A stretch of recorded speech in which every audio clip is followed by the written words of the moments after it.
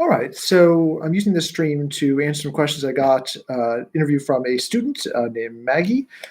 So Maggie has questions about primary elections, and rather than type them all out, I thought I'd just do it this way. So you can access them, and we can transcribe whatever message you get from this. All right, so Maggie asks, where did the idea of primary elections come from? So primary elections start as a progressive era reforms. The progressive era in American politics runs from about 1890 to 1920. And the basic idea of the basic idea of the progressive era is that society is perfectible. You can change society, you can pass new laws. If you change society and pass new laws, you can make society better. You can make society, in theory, perfect. That's why we might think of it as a utopian movement. So let me close these blinds here so we get a little less clear on that.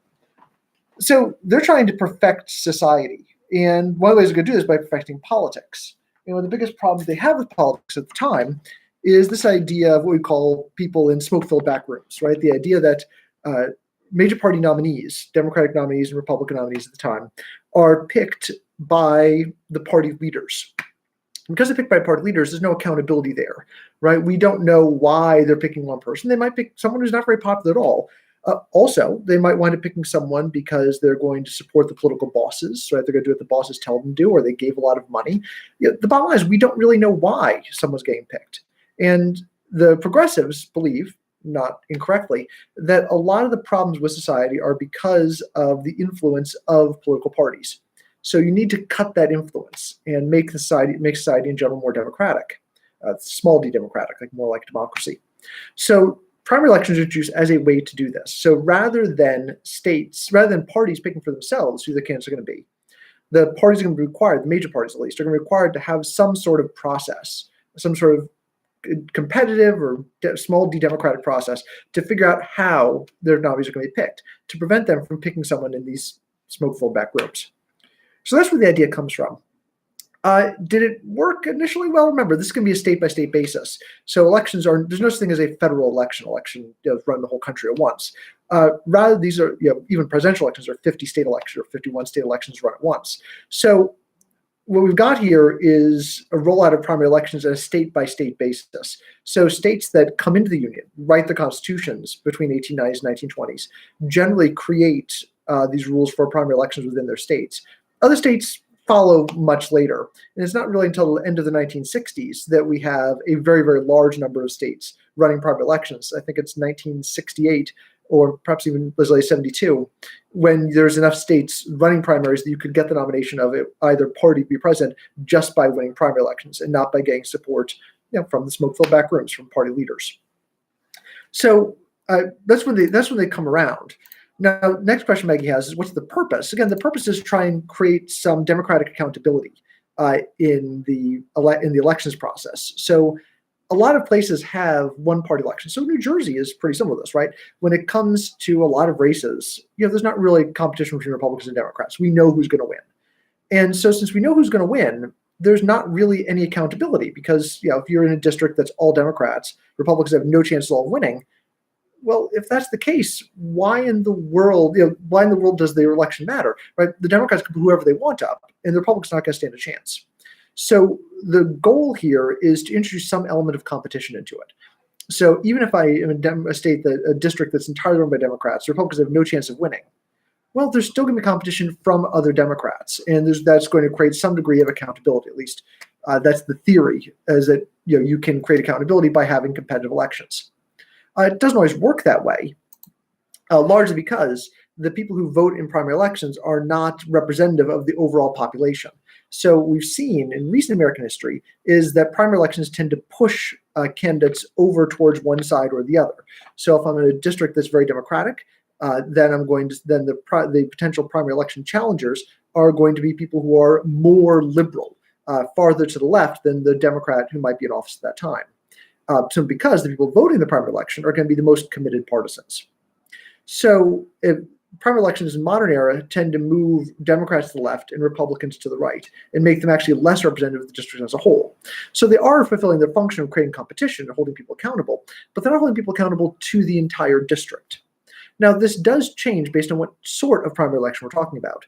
So traditionally, primary elections were what we call closed primaries. So if it's a Democratic primary, the only way I can vote in as if I'm a registered Democrat. Republican primary, I have to be a registered Republican. But that has changed. So some states are going to run what's called open primaries.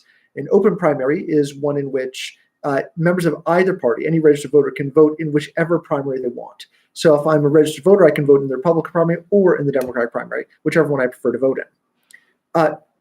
New Jersey has what we call a quasi-open primary. So in New Jersey, if you are a registered partisan, you're a Democrat or you're a Republican, you can only vote in your party's primary. But if you are not registered with either party, so you're a registered independent, you're not a Democrat or Republican, you are allowed to vote in one primary election. You can choose to vote in the Republican or the Democratic primary election. And then they'll decide you are now, in theory, registered as a Republican or as a Democrat through your action of voting in that party's primary election. But primary elections are going to have still, in New Jersey and everywhere else, incredibly low turnout. People just don't bother because, first off, a lot of times these primary elections, especially in Jersey, are uncontested, meaning there's no one running. And if there's no one running, why in the world would you bother going ahead and voting in it if there's really no one to choose from? And also, people just don't know about it as much. There's not much campaigns, not much money spent, and so people aren't going to spend as much time on it, although that does change when we get to presidential primary elections. All right, Meg's third question. Has the purpose of the primary elections changed over the course of American history? Sure. So the big purpose initially was to make sure that parties in areas where there was single party domination, to make sure that those parties couldn't just choose whoever they wanted and couldn't choose corruptly. The purpose now really is to hold representatives accountable to their own party, to make sure that Democrats are being liberal enough for the Democrats in their district and Republicans are being conservative enough for the Republicans in their district. And again, that might not be desirable because that does tend to push representatives towards the extremes of partisanship, but that's largely what they're used for today. Finally, Mabby asked, how are primary elections different from other elections? Well, again, we already talked about some of the big differences. The biggest one is going to be that it is a very limited electorate, so not everyone's going to be allowed to vote in them because that turnout's going to be very low. Also, they're very high information elections. What I mean here is it's hard to figure out who you're supposed to vote for. So most people, when they go into a voting booth, wind up voting on the basis of party. In a lot of states, they'll even put a little picture next to the vote. So I know I'm a Republican. I just go to the polling place and I look for that elephant. And I vote for the elephant. Or I just look for the one that says R next to it. And so I know who to vote for. I don't have to do a lot of research to know who I'm going to vote for. And because of this, elections that do not have party cues in them, that don't tell me who's the Republican, who's the Democrat, tend to have much lower turnout because I don't know who I'm supposed to vote for. I have to do homework before I go and vote. And in America, we have no trouble getting people to vote in the first place. If you haven't made them do homework first, they're just not going to show up. Well, primary elections are ones in which necessarily there are no party cues. You don't know whether someone's a Republican or Democrat because everyone's a Republican or everyone's a Democrat in the primary election. So you don't know who you're supposed to vote for. You have to do your homework first. And that also discourages people from voting. Now, there have been some innovations in primary elections in recent years. The biggest innovation is in California called the jungle primary. And the jungle primary is the primary election is not held within one party. Rather, the primary election is held across all of the parties. So all the Republicans, all the Democrats, all the members of the Green Party, whoever wants to run for that seat, they all run together in the primary election. And the top two vote getters in that primary election face off in the general election. So this actually has the effect of ensuring that you could, in theory, have two Democrats or two Republicans or two members of the Green Party wind up facing off in that election. Now, this is actually designed to do much the same thing that the original primary election was designed to do. So remember, primary elections originally in the 19th century, in the progressive era, were designed to cut the power of parties, to make it harder for parties to dominate, especially in these districts with single-party dominance. Well, the jungle primary is expected to do the same thing, right? So even if I'm the Democrats, I don't have domination over it. I'm going to have real competition because even if there's not a Republican who can field a reasonable race against me, there's going to be another Democrat, or there's going to be a member of the Green Party, the Socialist Party, whoever, who can field a reasonable race against me. So creating more competition and therefore cutting the power of parties. I would argue that primary elections are one of the biggest things that have cut the power of parties. In the old days before primary elections, if you were a member of Congress and I'm party leader, I'm going to tell you what to do. And if you don't actually do what I've told you to do, if you are a rogue member of the party, then I'm going to make sure you don't get on the ballot next time because the party has control over the ballot. In the era of primary elections, I can't do that anymore. It's up to the people. Now, in some states, like here in New Jersey, the party leaders can still exercise some control over the ballot, but they can't just kick people off. If you're a popular person who just is bucking the party has no way of controlling you and stopping you. Well, what does that mean? That means the party has a lot less influence than it used to. And we've seen that party control is generally a good thing. Members of Congress or any elected representative, they're mostly looking out for themselves. They want to get reelected. So if you take my Congress class, the first thing I'm going to tell you is that members of Congress are rational seekers of reelection. They're trying to get reelected. Issue here is that parties are not. Parties are trying to make the reputation of the party better, and that's a long-term goal. So that gives parties, even if that doesn't give individual members of Congress or individual representatives, it gives parties an incentive to do things in the long-term good of the country, even if it's not in the interest of the party in the short term. Parties like to compromise. Parties like to make deals that make them look good because they're worried about what they're going to look like 20 or 30 or 40 years from now. Individual members of Congress or individual members of any level of government aren't worried about 20, 30, 40 years from now because they're not going to be running for office 20, 30, or 40 years from now. So they don't really care. So they've got less incentive to compromise and to make these sort of deals that might be good for the country, especially when they're subject to these primary elections. In those primary elections, they're going to wind up having to face the most extreme members of their own party. So those primary elections wind up really pushing people and making it harder for parties to control people, and as well as making it harder for people to control people, making it harder for our country to actually get big things done. And that winds up being a really big problem. So right now, I think the reason we're talking about this is because we've got the Democratic primary for the 2020 election coming up. We have an unprecedented number of people running, 26 people, and Joe Biden's going to declare any minute now. So we've got all these people running. What does that do? The answer is nobody knows. We've never had a primary election this big.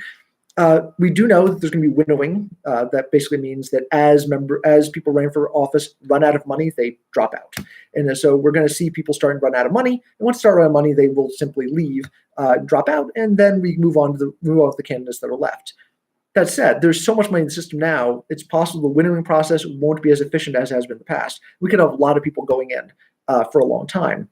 And what people are always talking about when we have this sort of big field is that we might actually not resolve this through the primary elections. That is, the primary election is supposed to resolve this in the presidential case by winnowing the field down to eventually just one candidate. If that doesn't happen by the time we get to the convention, though, the primary elections don't resolve it, it might wind up being the case that instead of the primary election resolving it, actually the party leaders resolve it, much the same way that we did in the past. So the party leaders would have to step in and figure out exactly who's going to get the nomination and who wouldn't.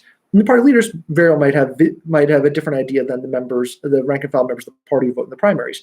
So, for instance, the party leaders in 2016 would not have picked Donald Trump to be presidential nominee. They would have picked Jeb Bush or someone like that. So the party leaders might have very different preferences. And that might mean you might get someone who is not the most popular with the voters, but the party leaders have the best chance of winning. New Jersey, our primary election is going to be on June 2nd for the Democrats. And because it's that late, it will make no difference whatsoever. If a primary in June is mattering the Democratic primary, something has gone horribly wrong. And Democrats are probably in trouble if they haven't windowed the field down by then. So, Maggie, I hope this helps you out. I'll be sending a link to this right afterwards.